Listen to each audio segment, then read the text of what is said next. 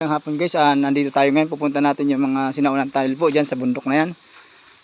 Guys, lakad po tayo. Malapit lang siya guys. Ito maraming bahay dito kasi maraming residente po dito. Maraming nakatira.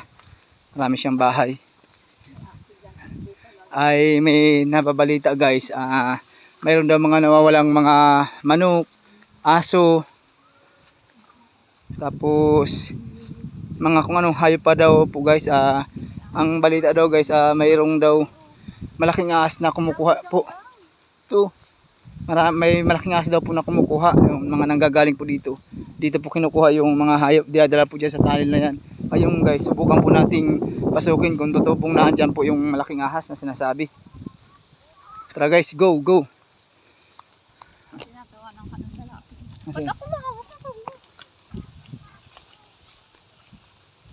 Ayun guys, lalakad na tayo sa wagan ni Kuan. Ito guys, malapit lang siya. Malapit lang siya sa maraming bahay. Ito guys, malapit na tayo. Hello! Lakay, pag nakain kayo ng malaking ahas dyan. Nandiyan pa naman. Guys, nandito na po tayo sa may area. Ito po si Kuya, yung dito po nagbigay po respeto kami para po makapasok po kami dun sa area nila. Diyan po, nandiyan po yung tunnel yan, sa unahan po na yan. Mga kuwan pa po yan, mga Kastila pa po yan. Mina po, pinagpinali po kayo ng ano?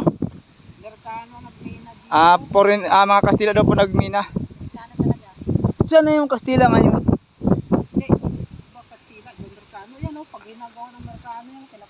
Ayan, ay, oh. Kayo po ang tinans kaya? Hindi.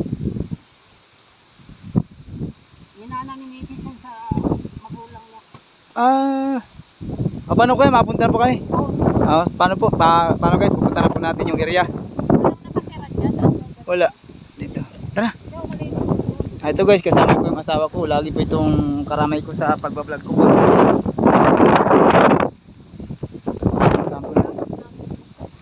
Wala. Ito na guys. Malapit na tayo sa malaking tunnel. Napanganib guys. Nakakatakot. Guys oh. May tubig siya oh. Sa dulo. Oo. Diyan. Ito guys.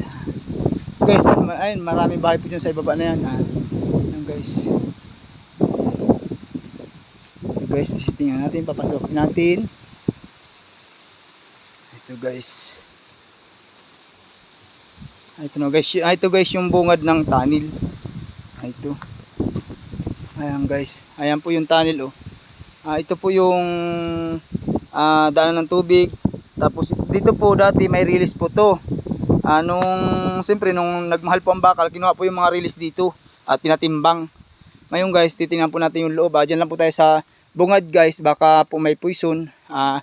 Napaka-delikado po guys. At unang-una, may nababalita daw po na may malaking sawa dito na pumapasok galing po dun sa mga bahay po na yun. Doon ngayon guys, susubukan natin sa loob kung talagang may hayop po dyan.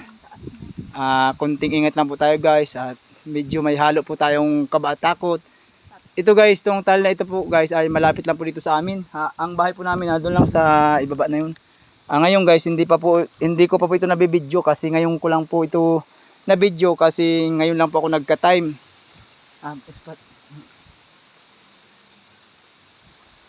Ngayon guys, suot lang po ko ng spot. Ayun guys. Ayun bunga dito ka lang sa bunga tabi po. Ito guys. Ayun guys. Ayun guys ayun, napakahaba po yung kuha niya. Napakataas po yung bundok niya. Ayun. Ito guys, may tubig siya. Ayun guys. Ayan. Konting ingat lang po tayo guys at baka may ahas. Dito daw po guys napasok yung malaking sawa. Ayan guys. Medyo mabaho guys. Medyo po may amoy siya. Parang may poison. Ayun guys, may butas po sa dulo. Ayan. Ayan. Ito guys.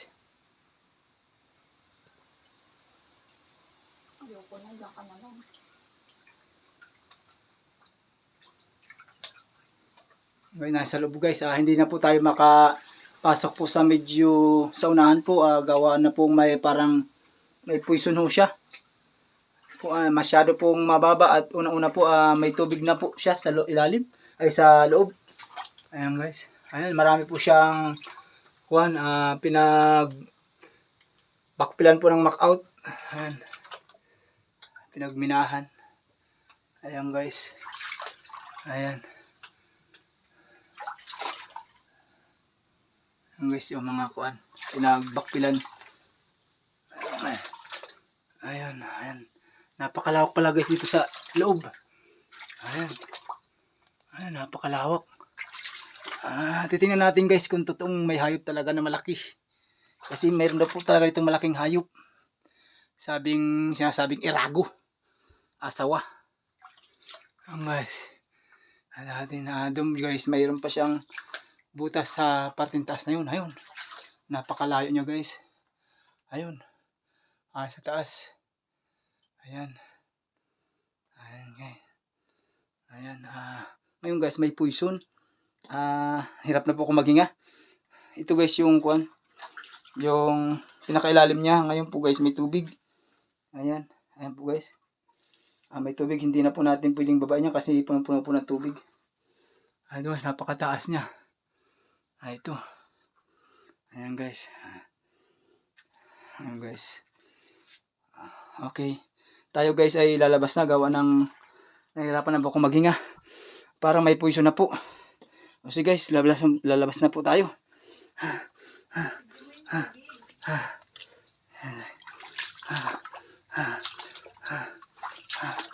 Sabi, hirap pa maghinga.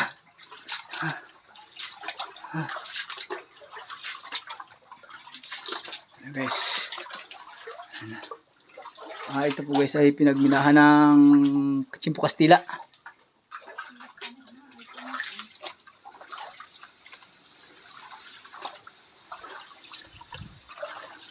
Okay.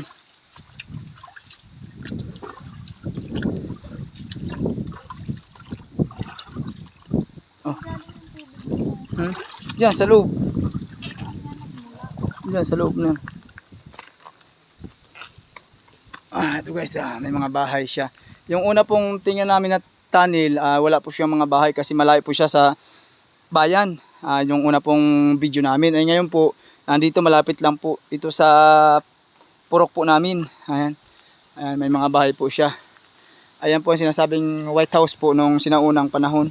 Ito, nire-renovate lang po siya ngayon.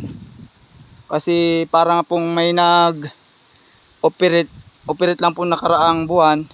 Ang nag-operate daw po ay foreigner. Sinubukan pong operatein po yung tunnel. Hindi po natin alam kung ano po ang purpose nila. Kasi siyempre po, marami kasi po nakapound din dito ng mga sinasabing mga kayamanan, sabi ng mga sinaunang matatanda. Kaya kung sino-sino po mga investor po nakarating dito sa lugar po, mga sinaunang mga sinaunang bahay, mga po ito ng mga Chimpo Kastila. Ayan. Ayan.